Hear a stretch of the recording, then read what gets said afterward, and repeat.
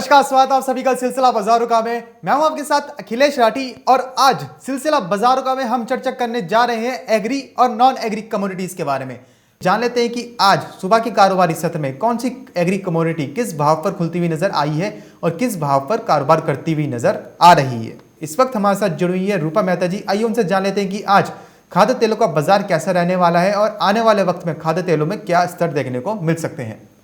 रूपा जी, जैसे कि हमने देखा था कि बीते कुछ ट्रेडिंग सेशंस के अंदर खाद्य तेलों में एक रिकवरी देखने को मिली थी, एक हल्की बढ़त देखने को मिली थी। वहीं आज देख रहे हैं कि वो बढ़त कहीं ना कहीं गुम होती हुई नजर आ रही है। तो अब यहां से क्या माना जाए कि खाद्य तेलों में जो रिकवरी देखने को मिल रही थी वो खत्म हो चुकी है, अब यहां से नेगेटिव ट्रेंड दोबारा शुरू हो गया है?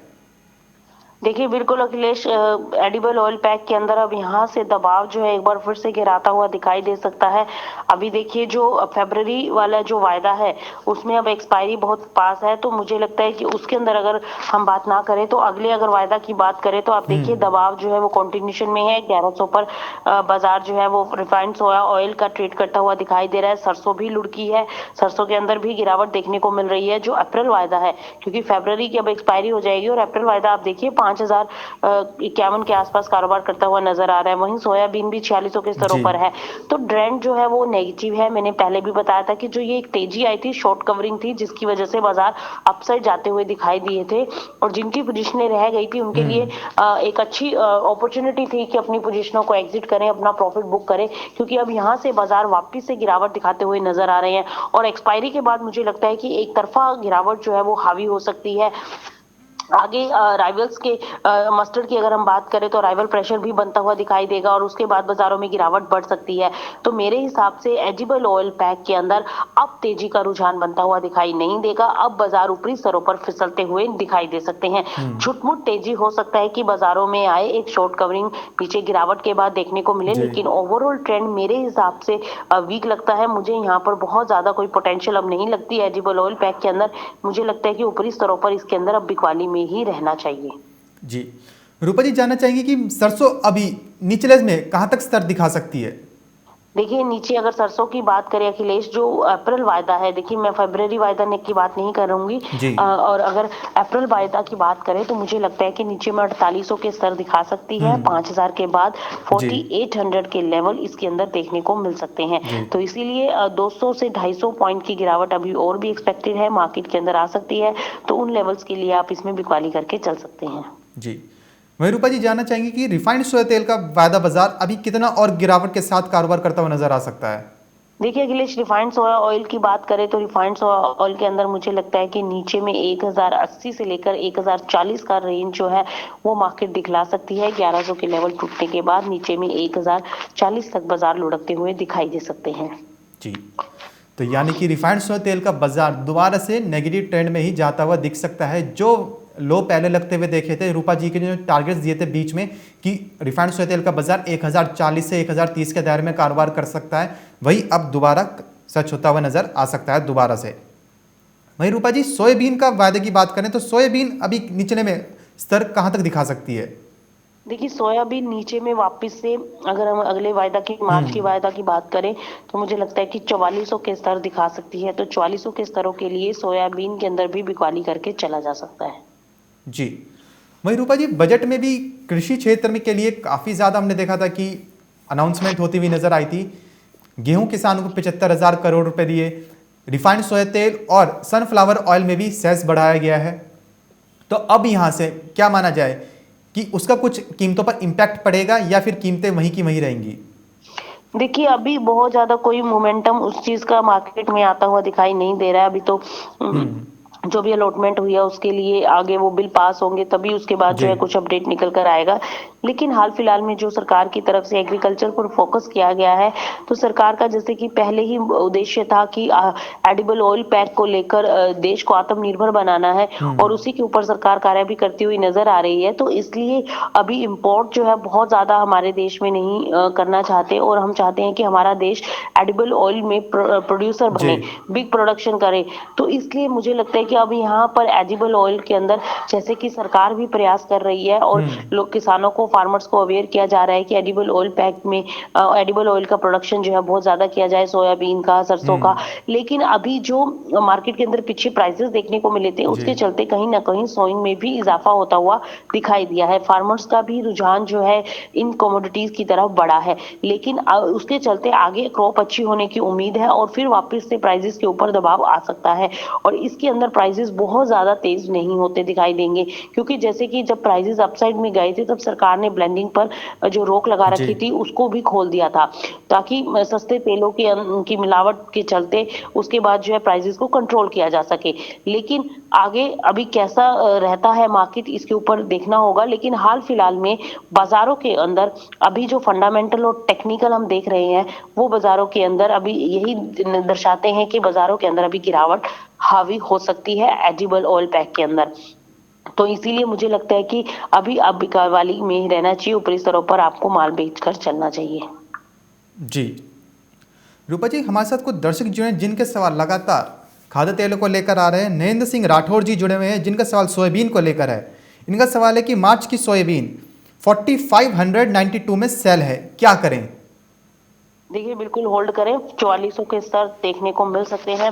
आपने मार्च की अगर सेल कर रखी है तो मेरे हिसाब से आपको मार्च के अंदर अभी पोजीशन को अपना होल्ड रखें, और ऊपर में अगर आप स्टॉप लॉस लगाना चाहें तो स्टॉप लॉस लगा सकते हैं। आप ऊपर में मार्च के अंदर 4660 का एक स्टॉप लॉस ले लीजिए और अपनी पोजीशन जो है होल्ड रखिए। मुझे लगता है कि जल्द ही इसके अंदर 4400 के लेवल्स देखने को मिल सकते हैं। जी वहीं रूपा जी, एक और दर्शक जुड़े हुए हैं रनीपा जय जी, जिनका सवाल रिफाइंड सोया तेल को लेकर है। इनका सवाल है कि क्या रिफाइंड सोया तेल फरवरी में 1108 में सेल कर लें, 1085 का लेवल आ सकता है? देखिए आ सकता है, बिल्कुल आ सकता है, 1085 का लेवल सेल कर सकते हैं। लेकिन मेरी ये सजेशन होगी फेब में काम ना करके अगर आप मार्च में करें तो ज्यादा सही रहेगा, क्योंकि बाजार है उठापटक देखने को मिल सकती है। ओवरऑल ट्रेंड जो है वीक ही है। बाकी आप अपनी हिसाब से आप अपनी पोजीशन ले सकते हैं, बट मुझे लगता है कि मार्च वायदा के अंदर आप सेलिंग कर सकते हैं, करंट लेवल में भी कर सकते हैं। लेकिन फिर पोजीशन निकालना थोड़ा मुश्किल हो सकता है क्योंकि एक्सपायरी पास है, अदरवाइज आप कर सकते हैं। जी वहीं रूपा जी, बात करें अगर मसालों की, तो मसाले में हम देख रहे हैं कि जीरे ने जो 13,000 का लेवल था वो भी तोड़ दिया है और 12,000 के घरों में कारोबार करता हुआ नजर आ रहा है। तो क्या माना जाए कि अभी जीरे में ये जो नेगेटिव ट्रेंड है वो शुरू हो गया, या फिर ये जो स्तर है ये अच्छे स्तर है आगे निचले स्तर पर खरीदारी करने के लिए? देखिए अभी थोड़ा सा बाजार और दबाव में जा सकता है, तो नीचे जाए तो वहां पर खरीदारी के ही मौके ढूंढने हैं। अभी कोई बहुत ज्यादा सेंटिमेंट वीक नहीं है। 12,800 है, एक बार वेट कीजिए। मार्च वायदा में 12,800 के नीचे लुढ़कता है तो 12,600 तक भी जा सकता है, तो वहां पर आप बाइंग की रणनीति ले सकते हैं। ओवरऑल ट्रेंड पॉजिटिव है। मुझे लगता है कि जीरा 14,000 के स्तर जल्दी दिखा सकता है, तो वेट कीजिए, थोड़ा सा 12,000 के अराउंड आए तब आप बाय करके चल सकते हैं। जी वहीं रूपा जी, हम देख रहे हैं कि हल्दी ने भी जो 6500-6600 के स्तर दिखाए थे, अब वहीं से 6400 के घरों में कारोबार करती हुई नजर आ रही है। तो क्या माना जाए कि हल्दी में भी ये जो स्तर है ये अच्छा लेवल है बाई करने के लिए, या फिर अभी और गिरावट का इंतजार करें? थोड़ा सा दबाव बनता हुआ दिखाई दे रहा है क्योंकि ऊपरी स्तरों पर प्रॉफिट बुकिंग हावी हुई है, तो इस वजह से 6600 के आसपास हमने पोजीशन स्केयर ऑफ होती हुई भी देखी है। इस वजह से थोड़ा सा बाजारों के अंदर दबाव है, लेकिन घबराने वाली कोई बात नहीं। मुझे लगता है कि नीचे में अभी 6200 के आसपास अगर आए तो वहां पर वापस से हम बाइंग की पोजिशनें बनानी चालू कर सकते हैं, और फिर वापस से बाजार जो है 6800 से लेकर 6500 की रेंज दिखा सकता है। जी वहीं रूपा जी, बात करें अगर बिनौला खल की, तो बिनौला खल में भी हम देख रहे हैं कि कीमतों पर कहीं ना कहीं दबाव बनता हुआ नजर आ रहा है। सारे वायदों पर, चाहे फरवरी की बात करें, मार्च की बात करें या फिर अप्रैल की सारी तीनों वायदा ही आधे फीसद से ज़्यादा की गिरावट के साथ कारोबार करते हुए नजर आ रहे हैं। तो क्या माना जाए कि बिनौला खल में अभी भी तेजी ही है? देखिए बिनौला खल में तो तेजी है, लेकिन अखिलेश मैंने कल भी यही बोला था कि फरवरी वायदा में आपको पोजीशनें एग्जिट करनी है, प्रॉफिट बुक करें, एग्जिट करें, उसको होल्ड ना करें। और अभी जब अदर एडिबल ऑयल पैक के ऊपर दबाव बनता हुआ दिखाई दे रहा है तो इस वजह से थोड़ा सा प्रेशर है। लेकिन जैसे ही कल हमने देखा कि सरकार ने कॉटन के ऊपर इंपोर्ट ड्यूटी इंक्रीज की है, तो इसका भी इम्पैक्ट जो है आगे आने वाले टाइम में कीमतों के ऊपर आता हुआ दिखाई दे सकता है। लेकिन अभी मुझे लगता है कि बाजार थोड़ा सा एक बार रेंज में हो सकते हैं। और जहां तक कॉटन ऑयल सीड केक की बात है तो बाजारों के अंदर ऊपरी स्तरों पर एक हल्का सा सा दबाव आ सकता है, एक्सपायरी भी है, तो अगले महीने के वायदे के अंदर निचले स्तरों पर खरीदारी करें। करंट लेवल्स के अंदर आप एक बार पोजीशनें बुक कर सकते हैं। जी, तो रूपा जी क्या माना जाए कि जो सरकार ने इंपोर्ट ड्यूटी इंक्रीज करी है, जो बढ़ाई है कपास के ऊपर, तो इससे कीमतें ऊपर जाती हुई नजर आएंगी या फिर नीचे? देखिए, इंपोर्ट जो है, अभी हमारा देश जो है वो कॉटन प्रोड्यूस करने में काफी आगे है जी। और हम एक्सपोर्ट करते हैं कॉटन को। और अभी जहां तक मुझे लगता है कॉटन के अंदर इंपोर्ट ड्यूटी बढ़ाने से कोई बहुत ज्यादा अभी मूवमेंट आता हुआ दिखाई नहीं देगा। और जहां तक एक्सपेक्टेड है कि कॉटन की से बनी चीजें जो है वो महंगी हो सकती हैं और उसका एक इम्पैक्ट जो है वो प्राइसेस के ऊपर आता हुआ दिखाई दे सकता है, तो प्राइसेस के अंदर एक तेजी का रुझान बन सकता है। जैसा कि हम देख भी रहे हैं कि बाजारों के अंदर एक अपसाइड मोमेंटम पिछले कुछ दिनों से बनता हुआ दिखाई दे रहा जी। था और आगे भी तेजी का ही रुझान है। मैं पहले भी बताती आ रही हूँ कि कपास के अंदर अपसाइड मोमेंटम ही है और आज भी बाजार जो है, अगर वायदा की बात करें तो हल्की गिरावट दिखाते हुए नजर आ रहे हैं। गिरावट के अंदर खरीदारी के मौके ही ढूंढने चाहिए, आगे तेजी देखने को मिल सकती है। जी, रूपा जी वहीं से बात करें अगर चने की, तो चने में हमने देखा कि चने ने भी जो एडिबल ऑयल पैक की तरह एक रिकवरी पकड़ी थी, 4500 का स्तर दोबारा से छुआ था, वहीं से अब दोबारा से 4400 के घरों में कारोबार करता हुआ नजर आ रहा है। तो क्या माना जाए कि अभी भी चने के अंदर गिरावट का ही ट्रेंड है और यहाँ से भी ऊपरी स्तर पर भी बिकवाली करके चले? देखिए, बिल्कुल चने के अंदर बिकवाली की ही रणनीति अपनानी चाहिए। मैंने तो पहले ही बोला था कि रेंज जो है 4300 से 4500 की है, तो 4500 के ऊपर जो भी भाव मिले आप वहां पर बिकवाली करके चलें। तो अभी भी मेरी वही स्ट्रेटेजी रहेगी, 4500 के ऊपर आप चने के अंदर बिकवाली कर सकते हैं, नीचे में 4300 के स्तर देखने को मिल सकते हैं। जी, वहीं रूपा जी बात करें अगर ग्वार गम और ग्वार सीड की, तो ग्वार गम और ग्वार सीड में आज आपकी तरफ से क्या स्ट्रेटेजी रहेगी? देखिए, ग्वार गम और ग्वार सीड आज इंट्राडे में थोड़ा बहुत पॉजिटिव होता हुआ दिखाई दे रहा है, लेकिन मेरे हिसाब से सेल ऑन राइस की स्ट्रेटेजी रखना चाहिए। इंट्राडे में आपको ऊपर में 6260 तक बाजार जाता हुआ मार्च वायदा दिखाई दे सकता है। वहीं अगर हम फरवरी वायदा की बात करें तो 6160 तक हो सकता है।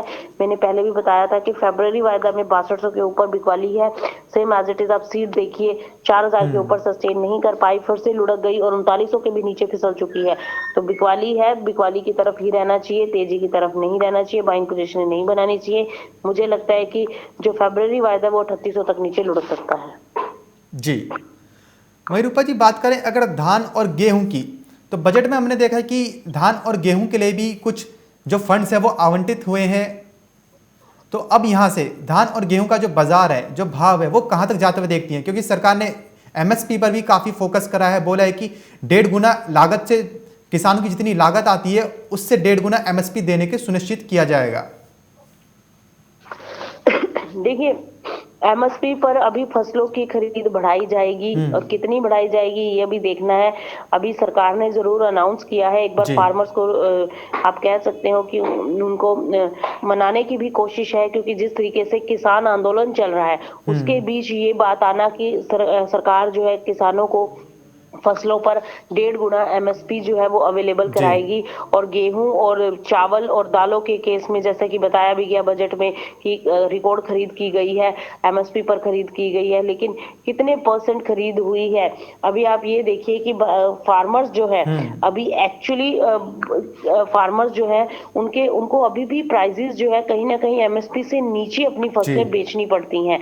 अगर ये सारा सिस्टम अगर इम्प्लीमेंट हो जाता है कि सारी फसलें जो है, हर एक फार्मर की क्रॉप जो है वो एमएसपी पर खरीदी जाएगी, तब जाकर आप उम्मीद कर सकते हैं कि प्राइसेस के अंदर एक बहुत ज्यादा बूस्टअप आ सकता है। लेकिन क्वालिटी के ऊपर भी बहुत कुछ डिपेंड करता है और आगे जो है कीमतों के ऊपर कैसा रुझान रहेगा इसका ये देखने वाली बात होगी। लेकिन अभी बाजार जो है वो फंडामेंटल्स के ऊपर अगर हम नजर दौड़ाएं तो डिमांड और सप्लाई के ऊपर ज्यादा प्राइसेस इंपैक्ट करते हैं। और अभी जो है प्राइसेस के अंदर अगर हम दाल गेहूं की बात करें तो बहुत ज्यादा कोई मूवमेंट एक्सपेक्टेड नहीं है, प्रोडक्शन अच्छा खासा है, तो एमएसपी पर भी अगर खरीद होती है तो प्राइसेस उसी के आसपास ट्रेड करते हुए दिखाई दे सकते हैं। वहां से कोई बहुत ज्यादा तेजी आने की उम्मीद नहीं है। और दूसरी बात रही धान की, अगर हम चावल की बात करें तो एक्सपोर्ट डिमांड पिकअप होने से कीमतों के अंदर तेजी आ सकती है, उससे ज्यादा बहुत ज्यादा कोई मूवमेंट एक्सपेक्टेड नहीं है। लेकिन फिलहाल में अगर हम देखें तो एक्सपोर्ट डिमांड पिकअप हो रही है, इसलिए तेजी का रुझान बनता हुआ धान के अंदर दिखाई दे रहा है। तो मुझे लगता है कि चावल अब तेज हो सकता है, लेकिन गेहूं के अंदर कोई बहुत ज्यादा तेजी की उम्मीद नहीं है। जी, वही रूपा जी जैसे बजट पेश हुआ तो उससे अब कमोडिटी बाजार पर आप कितना इफेक्ट आते हुए देखती हैं कि इससे कमोडिटी मार्केट पर क्या कोई इफेक्ट आता हुआ दिख रहा है? देखिए अभी तो एज ऑफ नाउ तो कोई मार्केट उस हिसाब से रिएक्ट करता हुआ दिखाई नहीं दे रहा है बजट के चलते। हाँ, लेकिन थोड़ा बहुत इम्पैक्ट जो है आ भी सकता है। जिस तरीके से है आगे एडिबल ऑयल पैक के अंदर थोड़ा बहुत बाजार जो है उठापटक दिखा सकता है, एक बार तेजी की तरफ जा सकता है और उसके बाद जो है प्रोडक्शन अगर अच्छा खासा रहता है, सोइंग अच्छी खासी के आंकड़े आते हैं तो फिर से दबाव जो है वो बनता हुआ दिखाई दे सकता है। तो इस तरीके की जो है बाजारों के अंदर रिएक्शन देखने को मिल सकते हैं। बाजार थोड़े से तेजी की तरफ जाते हुए दिखाई दे सकते हैं, लेकिन वहीं वापस से ऊपरी स्तरों पर प्रेशर आता हुआ दिखाई दे सकता है। तो मुझे लगता है कि अभी कोई बहुत ज्यादा इम्पैक्ट आता हुआ दिखाई नहीं देगा। जी, वही रूपा जी, आखिरी सवाल रहेगा आपसे कि आज के सत्र में ऐसी कौन सी कमोडिटीज रहेंगी जो सबसे ज्यादा मुनाफे का सौदा साबित हो सकती हैं? देखिए आज अगर एग्री कमोडिटीज की अगर हम बात करते हैं तो मुझे लगता है कि आज एग्री कमोडिटीज के अंदर एडिबल ऑयल पैक जो है वो थोड़ा सा तेजी में जा सकता है। वहां पर आपको बिकवाली करनी है। मार्च में रिफाइंड ऑयल 1110 1120 की रेंज मिले तो आप वहां पर बिकवाली करके चल सकते हैं। सोयाबीन के अंदर आप बिकवाली कर सकते हैं। मार्च वायदा 4620 पर आप बिकवाली करें, करंट लेवल्स पर भी बेच सकते हैं। नीचे में 4500 के स्तर देखने को मिल सकते हैं। जी, बहुत बहुत शुक्रिया रूपा जी हमारे साथ जुड़ने के लिए, जानकारी साझा करने के लिए। तो जैसे कि रूपा जी ने बताया कि आज आप एग्री कमोडिटीज के अंदर एडिबल ऑयल पैक्स में बिकवाली करके चल सकते हैं। एडिबल ऑयल पैक में आज हल्की फुल्की दोबारा से ही एक रिकवरी देखने को मिल सकती है, एक शॉर्ट कवरिंग देखने को मिल सकती है। इसलिए आपके पास अच्छा मौका है कि ऊपरी स्तर पर आप एडिबल ऑयल पैक में बिकवाली करके चलें, क्योंकि आगे जो खाद्य तेलों का जो बाजार है, जो ट्रेंड है वो आगे नेगेटिव ही है। आगे खाद्य तेलों के जो बाजार है उसमें और गिरावट देखने को मिल सकती है। इसलिए बेहतर यही होगा कि आप खाद्य तेलों के अंदर ऊपरी स्तर पर बिकवाली की स्ट्रैटेजी बनाएं, राइज ऑन सेल की स्ट्रैटेजी बनाकर चल सकते हैं। वहीं बात करें अगर चने की, तो चने में हमने देखा था कि बीते 1-2 सत्र में 4500 का लेवल देखने को मिला था। चने ने दोबारा से 4500 के घरों में कारोबार करना शुरू कर दिया था, लेकिन फिर वहीं से एक छोटी रिकवरी थी, वो दोबारा से वहीं पे चना 4400 के घरों में कारोबार करता हुआ नजर आ रहा है। तो चने में भी रूपा जी की तरफ से अभी भी ऊपरी स्तर पर बिकवाली की ही सलाह रहेगी। तो फिलहाल इस बुलेटिन में बस इतना ही, कहीं जाएगा नहीं क्योंकि खबरों का सिलसिला यूं ही बना रहेगा मार्केट टाइम्स टीवी पर।